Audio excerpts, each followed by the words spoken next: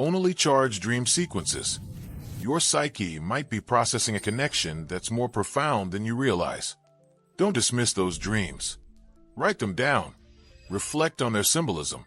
Your unconscious is always ahead of your rational mind. And here's something people often overlook: the sense of being seen. Truly seen. When you're around this person, you don't feel the need to perform. You don't curate your personality. You just are. And they don't flinch.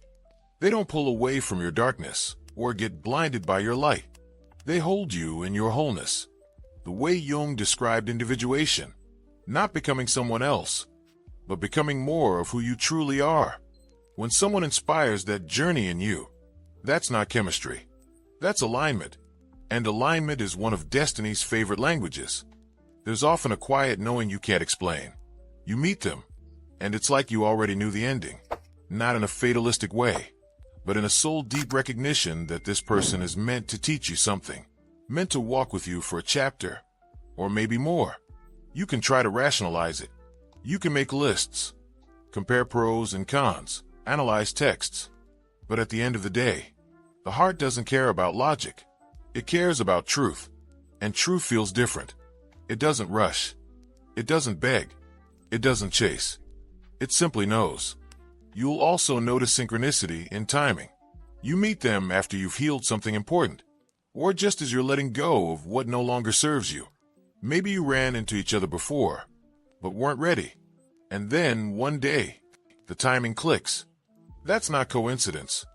That's divine orchestration. Jung believed that when the inner world changes, the outer world follows. So when two people are evolving in parallel, even if they don't know it, life finds a way to bring them together again. And if you've ever experienced this, share your story in the comments. Your experience might resonate deeply with someone else who's going through the same thing. And if you're comfortable, open up. Because these stories, these shared connections, they create something real in this space. Now sometimes, the universe will test the connection. You'll be separated. One of you needs to grow, or heal, or break a pattern before the next chapter begins. It might feel like the end, but it's often just a pause, a recalibration. If destiny is at work, the bond won't dissolve. It will deepen in silence. You'll feel their presence even in their absence.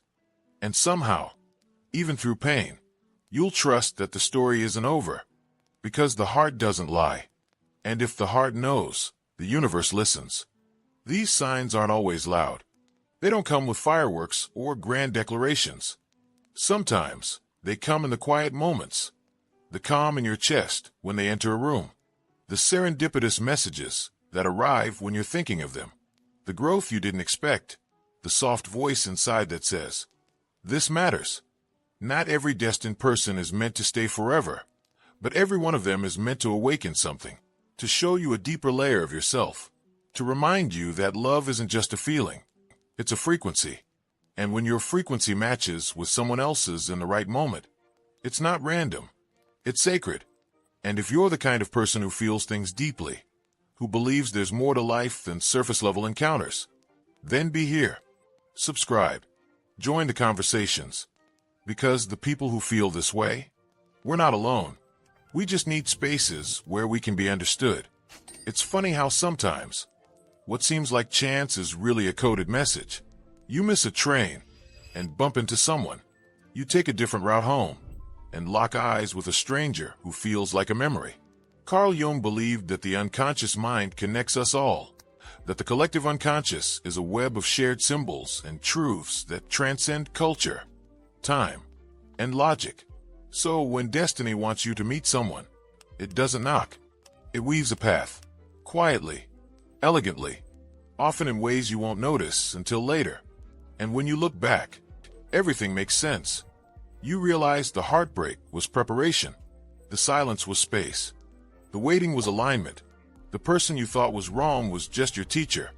And when the right person comes, it's not fireworks, it's clarity. It's peace. It's the sense that the universe, after so many detours, finally said, "Now." And maybe you've already felt this, or maybe it's still on the horizon. Either way, stay open. Pay attention to the signs. Because the universe is always speaking, not in words, but in symbols, in timing, in energy. All you have to do is listen. When someone enters your life, and everything around you starts aligning in ways you can't explain, it's not always coincidence. Carl Jung called this synchronicity. Those meaningful coincidences that seem to guide us towards something or someone, without a logical cause and effect explanation. You might randomly think about a person, and then receive a message from them seconds later. Or maybe you feel drawn to a place for no clear reason, and that's exactly where you bump into someone who ends up playing a significant role in your life. The universe whispers in patterns, not in words, and if you're not paying attention, it's easy to miss those signs. But if destiny wants you to be with someone, truly and deeply, the signs won't just be subtle nudges. They'll start appearing more frequently, more intensely, and with a clarity that's hard to ignore. One of the clearest signs is the feeling of instant familiarity. You meet someone, and it feels like you've known them forever. You finish each other's sentences. Your conversations flow effortlessly, even in silence. It's as if your souls are syncing up before your minds can even understand what's happening. This isn't about physical attraction or surface-level chemistry. It's about deep resonance. Jung believed that when two people share a strong unconscious connection, their archetypes begin to mirror each other. The anima and animus, the feminine and masculine energies within us, seek their counterpart in the external world. So when you feel like someone just gets you, even if you've just met, it might be because your inner self recognizes something ancient in them. Now pause for a moment. If you're feeling the kind of resonance with someone right now, or if you've felt it before, that's exactly the type of story we explore here. Make sure you're subscribed, because we dive deep into these moments where psychology, destiny, and human experience collide. And if this already makes sense to you, share your experience in the comments. Let's build a space where these moments don't feel so rare or unspoken. Another powerful sign is repetition. You start seeing the same numbers, 1111, 222, 333, or hearing a specific song every time you're thinking about this person. Maybe you keep crossing paths with them in unexpected places, over and over again, without planning it. Repetition is the universe's way of emphasizing a message. Jung often discussed the power of recurring symbols in dreams and waking life. He argued that the unconscious uses symbols to bypass the logical mind and speak directly to the soul. So when these patterns emerge, it's less about superstition and more about connection. You're being guided, nudged, pulled, call it what you want. But ignoring it might mean missing something your unconscious desperately wants you to see. Think about how often we doubt these signs. We rationalize them, dismiss them, laugh them off. But what if the rational mind isn't the only voice that matters? Jung said, until you make the unconscious conscious, it will direct your life, and you will call it fate.